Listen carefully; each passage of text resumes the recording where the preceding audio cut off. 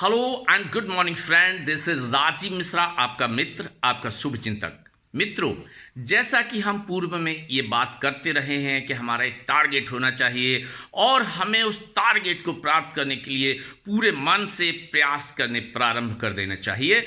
तो मैं जानता हूं और ये मैं मानता हूं कि मेरे बहुत सारे साथियों ने, बहुत सारे मित्रों ने अपने टारगेट के लिए प्रयास शुरू कर दिए होंगे। मित्रों, आपके प्रयास शीघ्र ही आपको आपके टारगेट तक पहुंचाएंगे, लेकिन मैं आपको बताना चाहता हूं कि आपके टारगेट और आपके प्रयासों के बीच में कुछ ऐसी चीजें हैं, कुछ ऐसे अवरोध हैं, कुछ ऐसी समस्याएं हैं जो आपको आपके टारगेट तक पहुंचने में परेशानी पैदा करेंगी, आपको रोकेंगी कि आप अपने टारगेट तक आसानी से ना पहुंच जाएं, क्योंकि आप एक सामान्य नागरिक की जगह एक अच्छा ओहदा, एक अच्छी स्थिति प्राप्त करने वाले हैं और सामान्य से विशेष करने में आपको कुछ परीक्षाओं से गुजरना पड़ेगा, आपको कुछ समस्याओं पे विजय प्राप्त करनी होगी, आपको कुछ अवरोधों को आसानी से हराना होगा। तो मित्रों, आज हम बात करेंगे कि कौन कौन से, किस किस प्रकार के अवरोध आपके टारगेट और आपके प्रयासों के बीच में हैं जिन्हें आपको हराना होगा।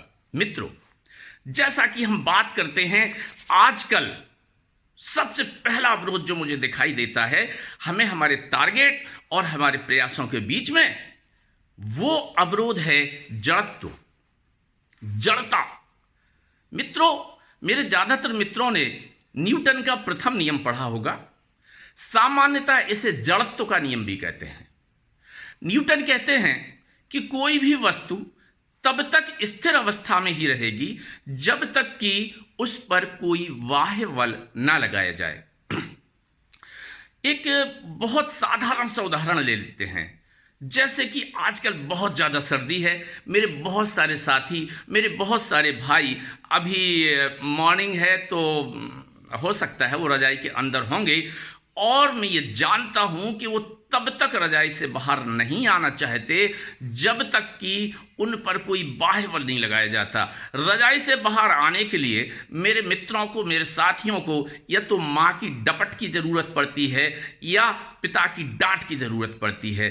तो मित्रों, जब इतने छोटे से काम के लिए, रजाई से बाहर निकलने के लिए भी हमारा जड़त्व हमें रोक रहा है, तो आप समझिए कि किसी बड़े काम को पूरा करने के लिए जड़त्व तो हमें कहां कहां परेशान नहीं करेगा। मित्रों, ये जड़त्व है, ये जड़त्व एक ऐसी चीज है कि हम इसे छोड़ना नहीं चाहते। वास्तव में ये जड़त्व पैदा करने वाला क्या है?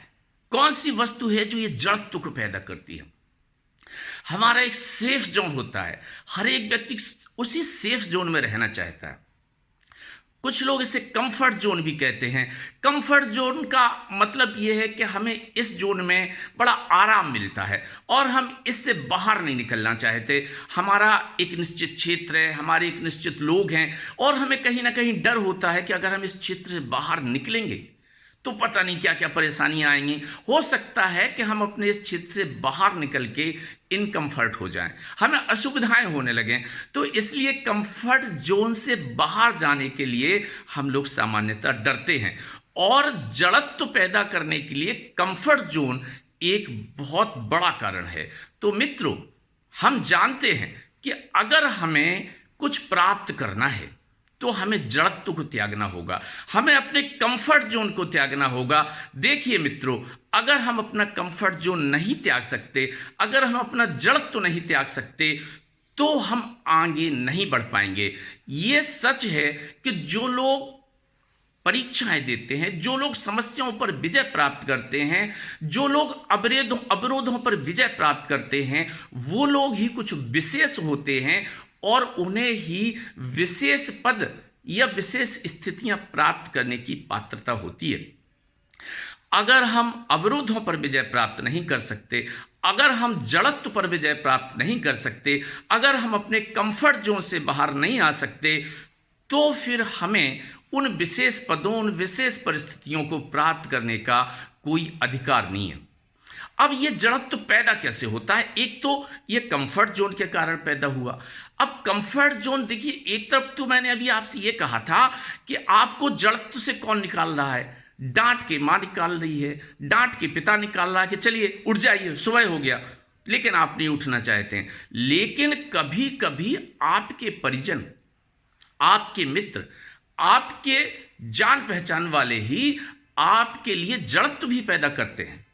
कैसे करते हैं? आप देखिएगा, आपको कोई बहुत बड़ा जॉब ऑफर आया है या आपको कोई बहुत बड़ा बिजनेस ऑफर आया है जिसके लिए आपको अपना देश छोड़ के विदेश जाना पड़ रहा है, या आपको अपना शहर छोड़ के बहुत दूर 1500 किलोमीटर दूर जाना पड़ रहा है। तो कई बार क्या होता है कि माँ बाप बड़े चिंतित हो जाते हैं कि मैं अकेला कैसे रहूंगी यहाँ पे, मैं अकेला कैसे रहूंगा, बाप ऐसे सोचता है। और हमारा बच्चा वहाँ कैसे रहेगा, क्या खाएगा, क्या पिएगा, ये तो अभी छोटा है, कौन देखेगा। बहुत सारी चीज़ें आती हैं। ये वास्तव में कहीं ना कहीं उस बच्चे के लिए जो अपने टारगेट के लिए विदेश जाना चाहता है या अपने टारगेट के लिए 1000-2000 किलोमीटर दूर जाना चाहता है, ये भी जड़त्व पैदा करती हैं। लेकिन इस जड़त्व को हम कैसे खत्म कर सकते हैं? देखिएगा, इस जड़त्व को खत्म करने के बहुत सारे तरीके हैं। सबसे पहला और सबसे बड़ा और सबसे आसान तरीका यह है कि अगर हम जुनून है, हमारे अंदर जुनून है कि हमें अपना टारगेट प्राप्त करना ही है, तो ये जड़त्व तो उस जुनून के सामने बहुत छोटा पड़ जाता है मित्रों।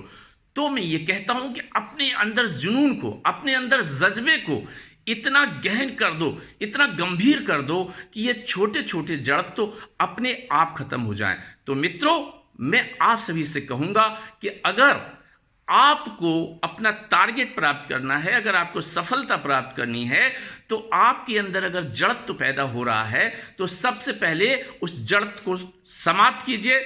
मेरे तरफ से आपको बहुत बहुत शुभकामनाएं। Thank you.